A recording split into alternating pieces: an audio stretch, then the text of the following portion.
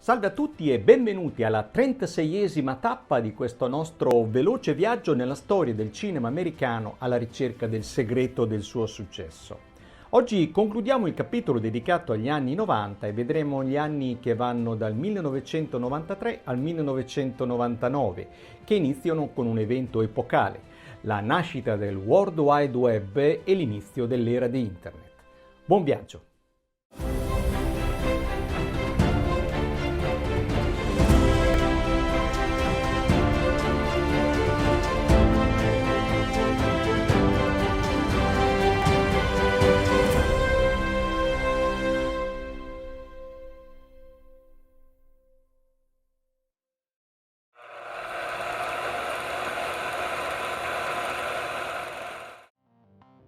Il 30 aprile 1993 il centro di ricerche CERN di Ginevra rende di pubblico dominio la tecnologia del World Wide Web, una rete di condivisione di informazioni e dati utilizzabile attraverso un particolare software, il browser.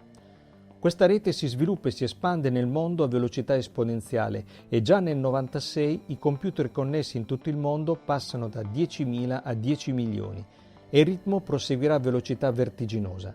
Inizia una rivoluzione che influenzerà profondamente il modo di guardare un film.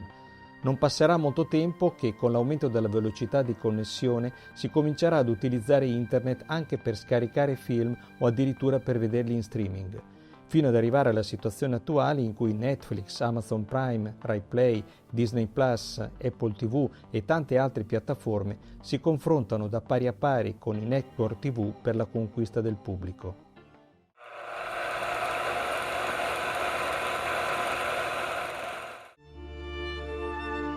Schindler's List è un film del 1993 diretto da Steven Spielberg e interpretato da Liam Neeson. Racconta la vita dell'imprenditore tedesco Oskar Schindler che durante gli anni dell'Olocausto salvò numerosi ebrei dallo sterminio. In questo clima di impegno sociale più o meno diffuso in questi anni, perfino Steven Spielberg si adegua all'aria che tira. Ma lo fa da par suo, confezionando questo film splendido che vince ben 7 premi Oscar. È un film ambizioso, forse il migliore della sua carriera, capace di grande coinvolgimento emotivo, carico di tensione ed è abilissimo nel passare dal documento al romanzesco, dal momento epico a quello psicologico. Liam Neeson poi è bravissimo nel rendere un po' le contraddizioni di questo personaggio, così come Ben Kingsley nella parte dell'ebreo polacco che fa un po' il suggeritore e l'eminenza grigia di Schindler. Una curiosità, pare che Steven Spielberg, di origine ebrea, abbia rinunciato al suo compenso per fare questo film.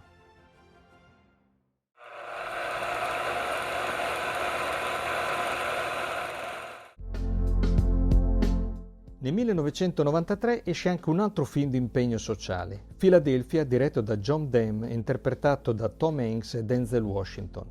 La storia tratta il tema dell'AIDS, a quel tempo ancora una malattia incurabile e mortale, ma soprattutto tratta il tema della omofobia. Racconta la vicenda di un giovane rampante avvocato, socio di un prestigioso studio, che si ammala di AIDS e viene licenziato perché lo studio non tollera la presenza di omosessuali tra il suo personale. Intenta quindi causa al datore di lavoro e la vince, anche se in punto di morte. È un film di grande contenuto innovativo per quei tempi. Oggi la tematica è all'ordine del giorno, ma quando uscì questo film fece molto scalpore.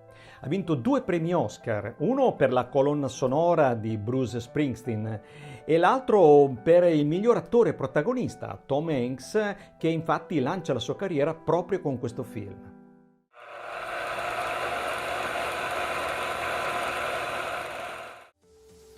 Il riassetto proprietario degli studios cinematografici prosegue nel 1994 con la Gulf and Western, che nel frattempo aveva cambiato nome in Paramount Communication, che viene acquistata dal gruppo multimediale Viacom. Il gruppo Viacom, che controlla anche il network TV, CBS e la grande catena di noleggio un video blockbuster, è di proprietà del miliardario Samuel Redstone, che con la sua società National Amusement possiede una delle più grandi catene di teatri degli Stati Uniti, la Showcase Cinema e tanto altro.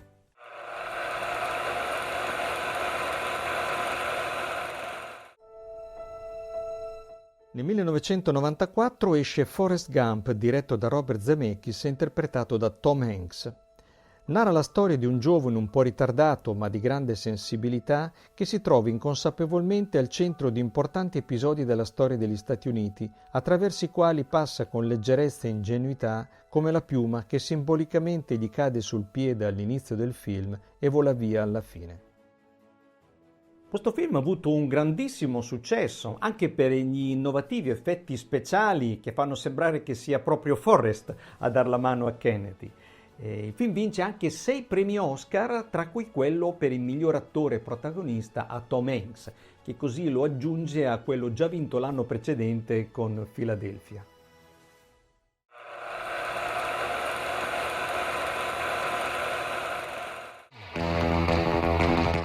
Ma nel 1994 esce anche un altro film particolarmente innovativo, Pulp Fiction di Quentin Tarantino. È interpretato da numerose star del momento come Samuel Jackson, John Travolta, Uma Thurman, Bruce Willis e lo stesso Tarantino che recita una breve scena. Il film non ha una trama vera e propria, ma racconta 4 storie di genere gangster intrecciate tra loro ed estremamente violente. Tarantino, che qui al suo secondo lavoro, dopo Le Iene di 2 anni prima, coglie finalmente il suo primo grande successo, vince l'Oscar per la sceneggiatura e a questo punto la sua carriera è lanciata. Pulp Fiction è un film violentissimo, velocissimo, ricco di superlativi, che rende proprio l'idea del pulp, cioè il pulp era quel tipo di carta di scarso valore utilizzata per stampare storielle di poco prezzo ma di grande presa sociale. E in qualche modo questo film è anche un omaggio ai violentissimi B-movie degli anni 70, soprattutto italiani, di cui Tarantino, che è un appassionato cinefilo, è un grande amante.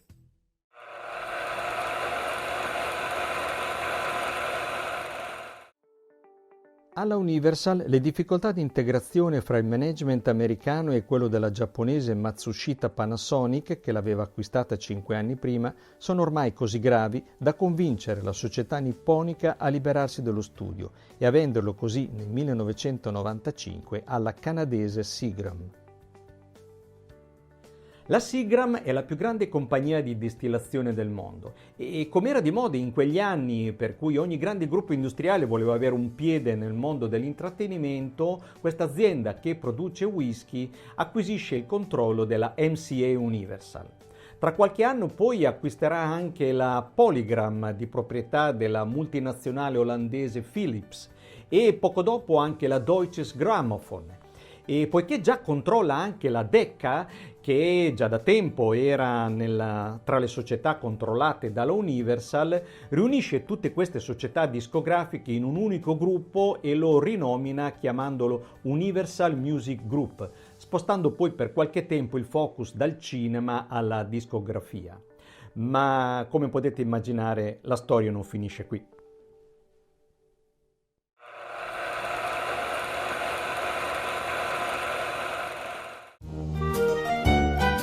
E finalmente una novità nel mondo del cinema di animazione.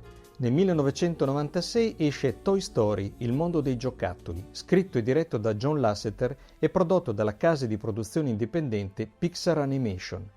Il film racconta dei giocattoli di un bambino ai quali se ne aggiunge uno nuovo, un astronauta, destinato a prendere il posto del vecchio cowboy. Dopo le prime ostilità, i 2 giocattoli diventeranno grandi amici. Questo film vince un Oscar speciale come primo lungometraggio interamente animato al computer. Questo dimostra quali passi da gigante abbia fatto ormai la tecnologia informatica. E non poteva essere diversamente perché dietro la Pixar c'è il mitico Steve Jobs. La Pixar Animation Studio nasce dal lavoro di un ex animatore della Disney, John Lasseter, che negli anni '80 aveva lavorato per George Lucas al progetto di realizzazione di un lungometraggio interamente animato al computer. Con gli anni vengono sviluppate sempre nuove soluzioni, ma nel 1986 Lucas vende la divisione computer grafica della Lucasfilm a Steve Jobs, che, estromesso 2 anni prima dalla Apple, aveva appena fondato una nuova società, la Next Computer. Nasce così la Pixar Animation Studio. Ma Jobs in realtà serve solo una società che realizzi dimostrazioni delle capacità grafiche dei suoi computer Next e per qualche anno la Pixar produrrà solo cortometraggi e spot pubblicitari. La Disney però li nota e fiuta l'affare. Più di una volta tenta di mettere le mani sulla società, ma non ci riesce a causa della strenua opposizione di Lasseter, che non vuole tornare sotto il vecchio padrone. Otterrà soltanto di realizzare in coproduzione Toy Story e tutti i suoi sequel. Poi però nel 2016 il peso del gigante prevarrà, finirà nell'orbita della galassia Disney, diventando lo studio di animazione più grande del mondo.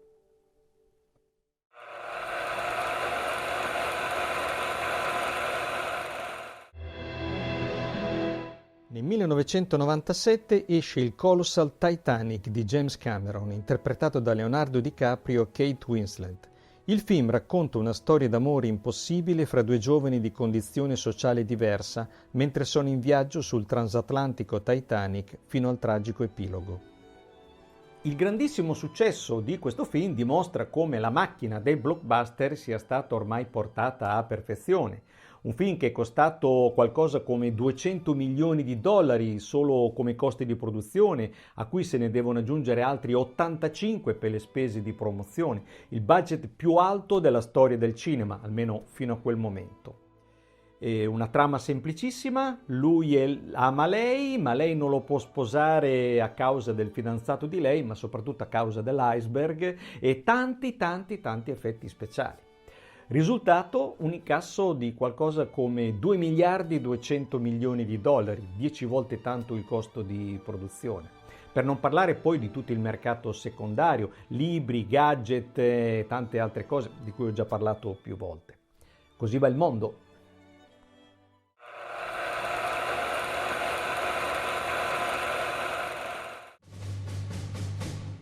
Salvati il soldato Ryan è un film del 1998 di Steven Spielberg interpretato da Tom Hanks e Matt Damon.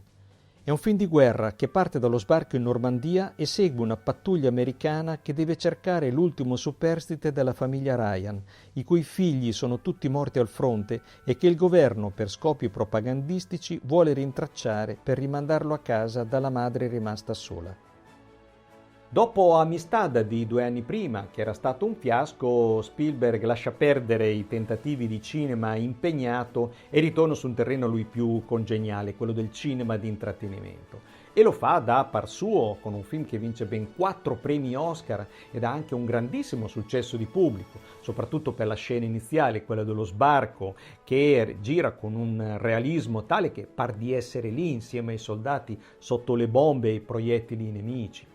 Certo, ci sono molti stereotipi, tante concessioni alle esigenze commerciali, ma comunque un film diretto con veramente grande maestria e soprattutto sorretto da un'interpretazione straordinaria di Tom Hanks.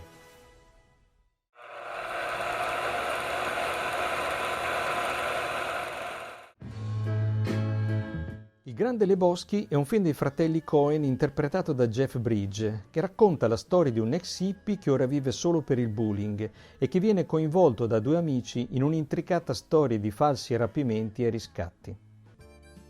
Con questo film viene raccontato un'America diversa dai soliti stereotipi, un'America fatta di personaggi bizzarri, grotteschi, piena di vacua mediocrità, di ambiguità, un'America fatta di perdenti. Quest'opera, che era stata presentata al Sundance Film Festival del cinema indipendente, è tra le poche che riesce a superare la ristretta cerchia dei cinefili un po' sfigati e prendere il largo, rendendo perciò i fratelli Coen una delle poche novità del cinema americano di questi anni.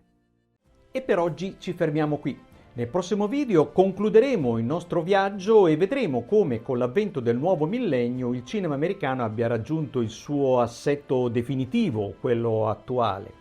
E tenteremo quindi finalmente di dare una risposta alla domanda con cui siamo partiti in questo veloce, anche se un po' lungo viaggio. Come mai il cinema americano è diventato così predominante? La risposta alla prossima puntata. Grazie per avermi seguito fino a qui, se il video vi è piaciuto mettete un like qui sotto, iscrivetevi al mio canale e se avete commenti, osservazioni, suggerimenti iscrivetemi, vi risponderò molto volentieri. Alla prossima puntata!